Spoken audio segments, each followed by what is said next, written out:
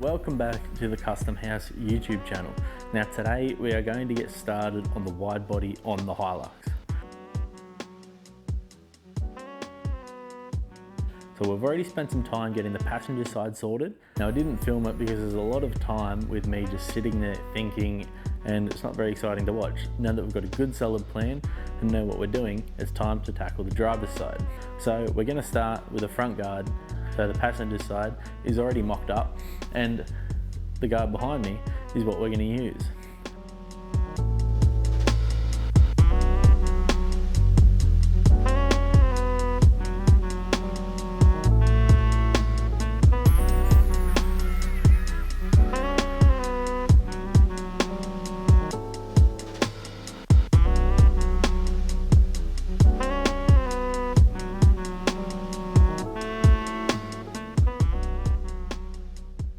Now, as you can see, we've gone for our over fender style design. So we've still got the original guard underneath the wide body guard. And originally I wasn't going to do it this way, but I like how we've got it so it continues through the door, and it'll also allow all the air and everything in here that we don't want to escape. Now, without the outer skin on, we've got the car looking like Ryan Turk's 86 at Woodward with a lot of poke. And that is because we've widened the front track of the car 60mm per side. So for now, all we've done is just widen the control arms and created some mock-ups which won't be run on the car, but they're perfect to get everything right, measured, and then we can understand how wide we need to go with the wide body and make everything fit so we get a nice fitment. Now, there is a bunch of subtle differences between these guards, which are relatively stock, and those ones, which are modified to fit over the top of our original guards. And a big part of that is this line here. Now these guards aren't stock anyway because they are an American Tacoma bottom half, and then where this weld is, this top half is from an SR5 Hilux. There's a couple of things we have to do to make those guards look like these ones. One of them is we have to widen the top.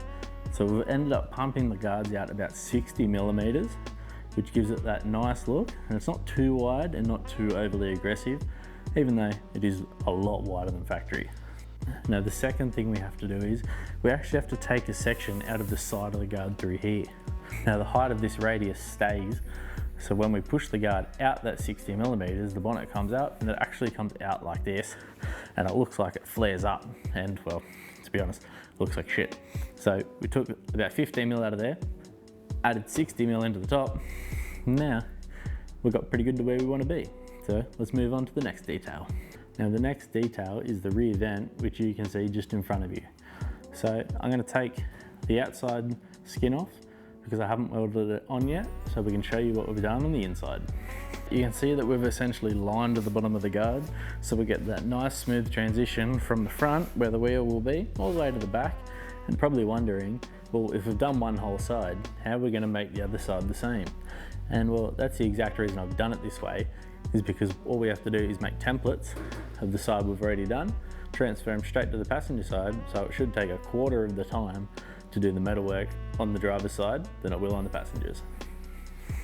So now that we've showed you everything, it's time to replicate it onto the driver's side. So let's get changed and get to it.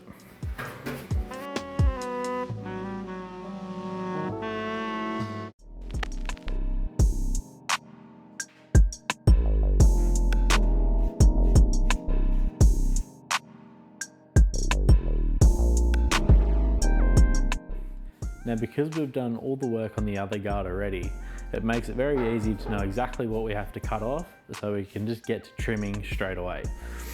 Now, we've got to cut out some old things we did in here, cut the bottom off because the skirts come right to the front.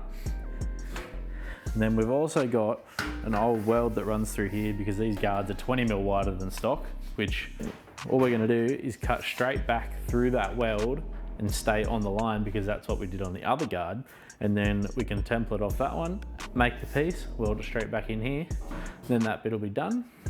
Then we've also just got to cut the section out of here, but I want to do that once I've got the top finished so I can measure it and make sure it's exactly correct.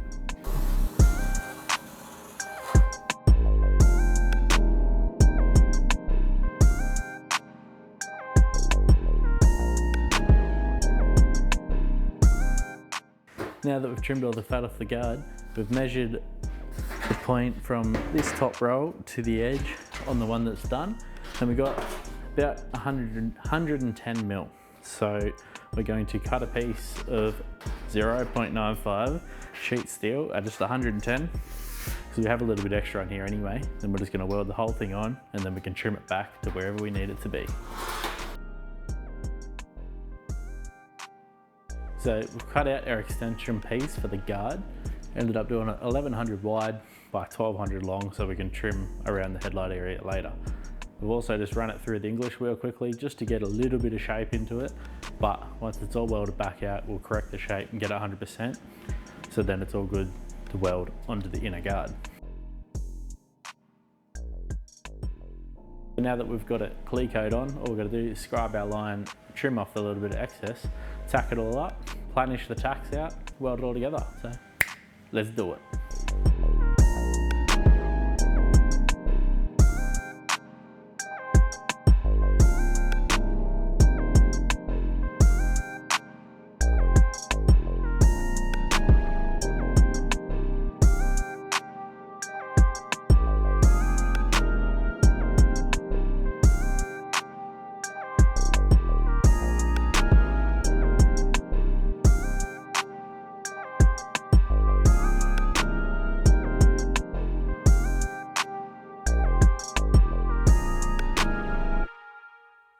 So now that we have the guard widened and both are matching and nice, we've sanded it, ground it, planished it, got it all looking schmick, even though there's a little bit more to go, but we'll do that once we've put some more structure back in the guard so it's not so floppy, because it makes it a mission to planish properly.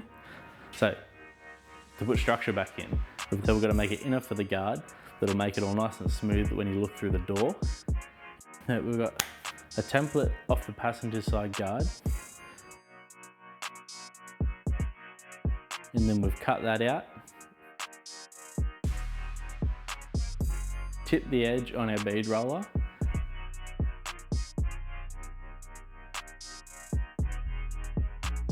and stretched it to get the shape correct.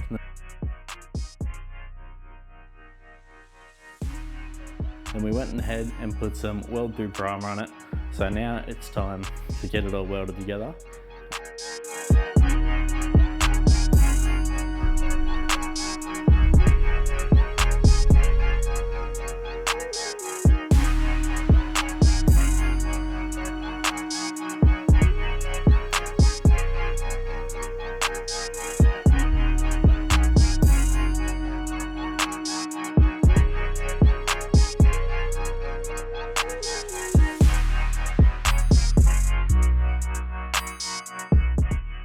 Now with the welding all finished, the guard ground back and cleaned up, it's looking great. Now you're probably looking at the guard and wondering, well, why isn't it welded together?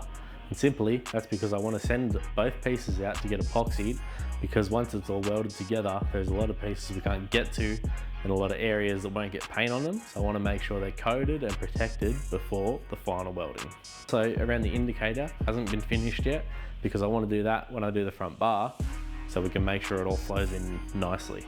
We also went ahead, paint stripped, sanded, and clearanced the arches for the wider control arms and the big wheels.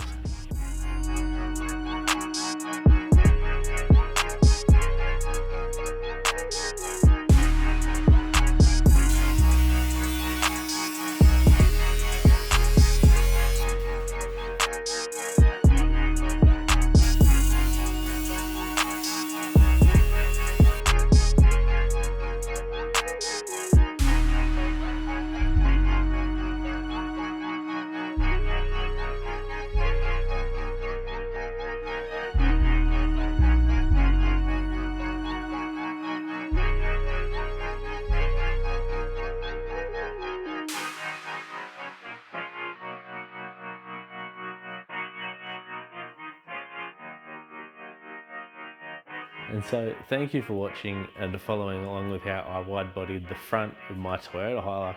It is one JZ swapped, and hopefully will be a bit of a weapon when it's finished.